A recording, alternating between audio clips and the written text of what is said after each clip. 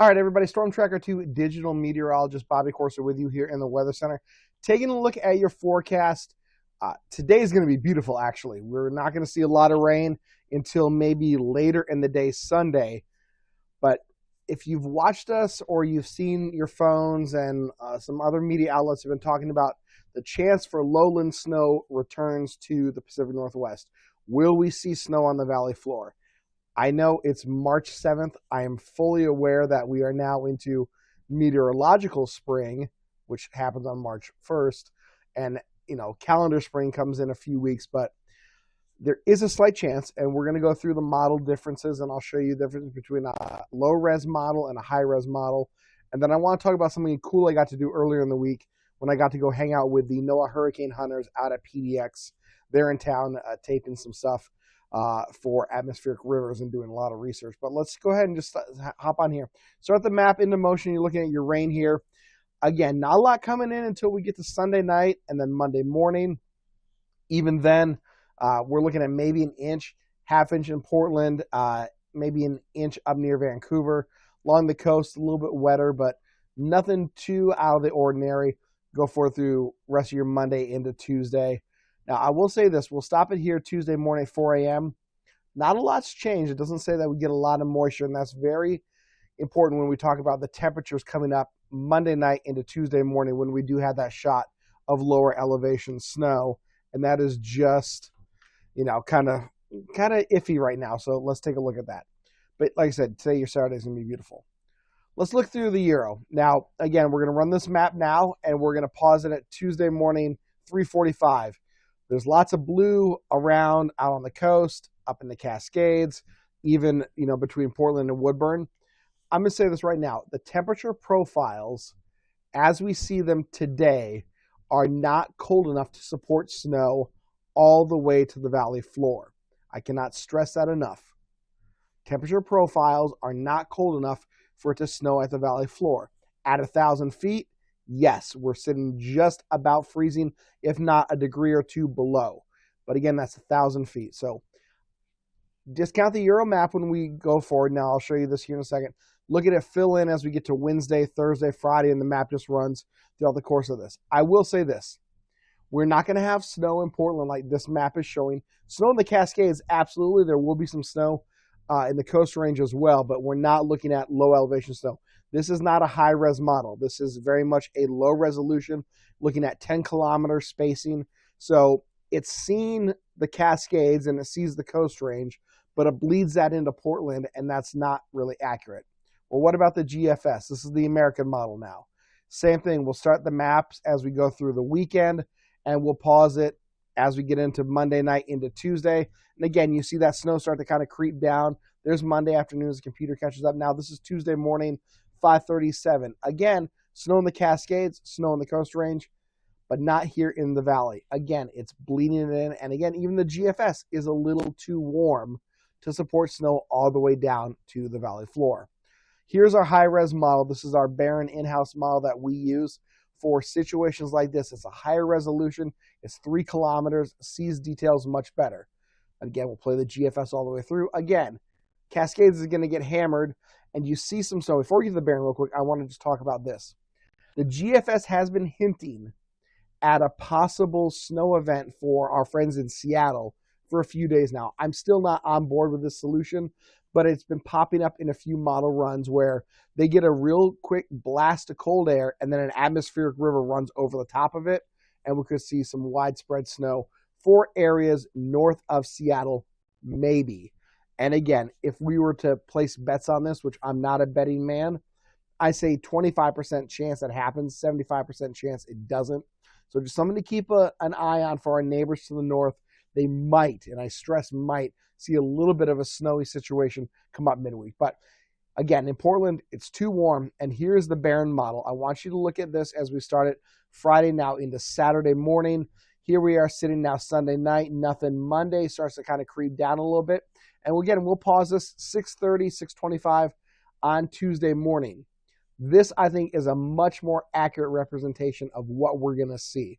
This is elevation driven, not temperature driven. Again, I think above about 1,000 feet, maybe 1,500 feet, we do see sticking snow. It's not going to be a whole lot, and I can actually put this into analysis mode real quick, and we're going to click over. Oops, I'm sorry, wrong button. We'll go back. We are with the barren map. There it is. And I will go here, and actually, we'll stop this. We're going to open it up, and now we can do the analysis. All right, we'll slide this all the way over, turn it on. And now go to Analysis Tools. Let's look at the pixel query. I'm just going to start clicking around in here, and it will show us how much snow they think is going to happen. So they're saying maybe 4.5 inches out there in the North Oregon Coast Range, down in Tillamook County, 2.9. What about the peak of Mount Hood, 6.4. Up into Clark County and Calais County, up near, say, where Mount St. Helens is, that says 6.3. Right on the border near Mount Adams, maybe 13 inches of snow. So again, elevation driven, even this high-res model says the temperature is just a little bit too warm when it comes to seeing sticking snow on the Willamette Valley floor Monday night into Tuesday morning. At that time, the National Weather Service says that temperatures will be trending very close to freezing, even on the valley floor. I think it's a little too warm personally. That's what they think, though.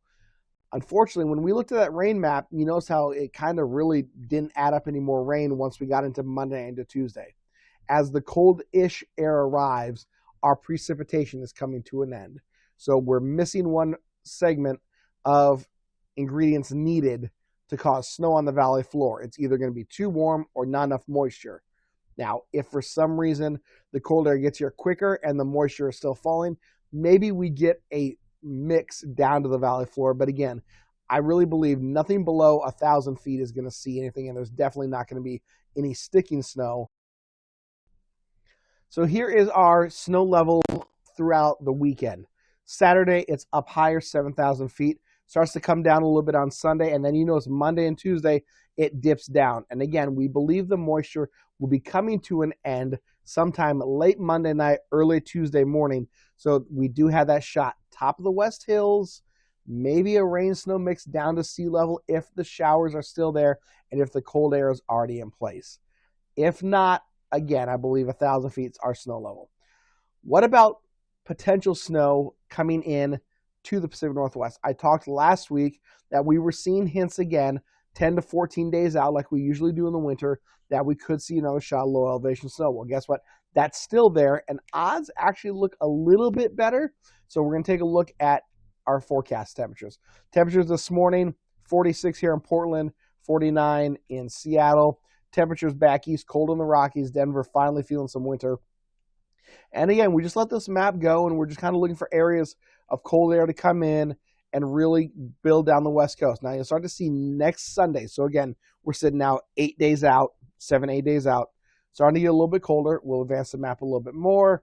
Kind of backs off a little bit. And again, this is the Euro, so we're not necessarily buying a whole bunch of stock in long-term forecasting. I will say, some of our other models want to say goodbye to winter and hello early spring.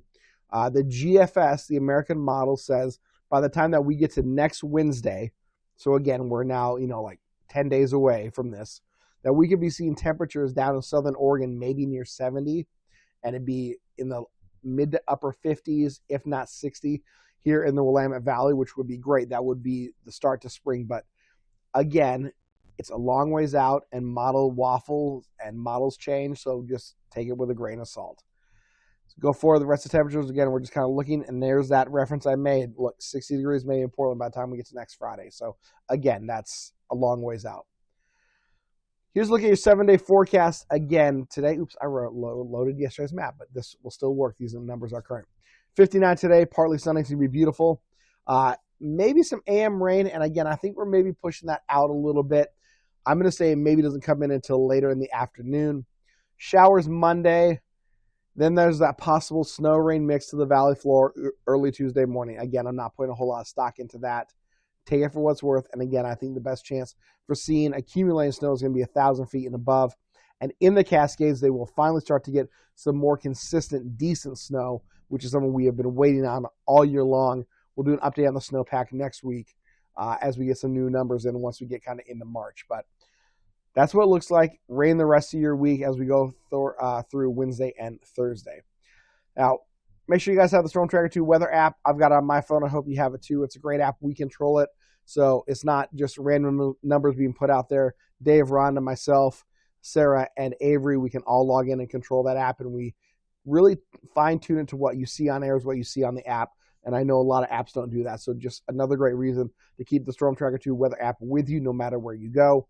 It receives watches and warnings based on your location, which is fantastic. Now, earlier this week, I had a chance to go out and hang out with the hurricane hunters out at PDX. Gonzo is the Gulfstream G4 that they fly. It is not the propeller-driven aircraft that you guys see that punch into the core and the eye of the hurricane. These guys actually fly up and above the hurricane, sampling upper-level winds, pressure, dew point, humidity, the whole nine. It was really cool to see. And they're out here studying atmospheric rivers. Now, we've talked about this a lot. It's a very narrow stream of very dense water vapor right off the surface that moves in and it impacts the West Coast. And it really does bring wind and rain with it. And we were talking with some of the researchers from Scripps at the University of San Diego, and even the Portland District Army Corps of Engineers are using this research that the NOAA hurricane hunters are doing to help better prepare us for flooding and help them with coming up with plans to either hold water back behind the dams or go ahead and release it, depending on how much water they anticipate is coming with atmospheric rivers. A lot of great research is being done right now with the hurricane hunters, where they fly and they drop sondes, these instrument packs from 45,000 feet all the way down to the surface. You get that vertical profile, and you can really learn a lot about what's happening with these atmospheric river events. I asked the researcher from Scripps Institute of Oceanography down at the University of San Diego, and I said, are you guys seeing anything that is really piquing your interest or that our viewers would be interested about? She goes, well, one of the things that we are seeing is that when you have an atmospheric river that is more positioned in an east to west association, so it's flowing from west to east, or what we call, truly kind of like zonal flow, the longer it sits over the ocean, it picks up more moisture, and those events are the ones that are actually more damaging to the West Coast than, say, an atmospheric river where, like on this map, is more oriented in that north-south alignment, where it comes through, hits your area, then it maybe slides up or slides down for a while, and then dissipates. So lots of research happening out at PDX with the NOAA hurricane hunters.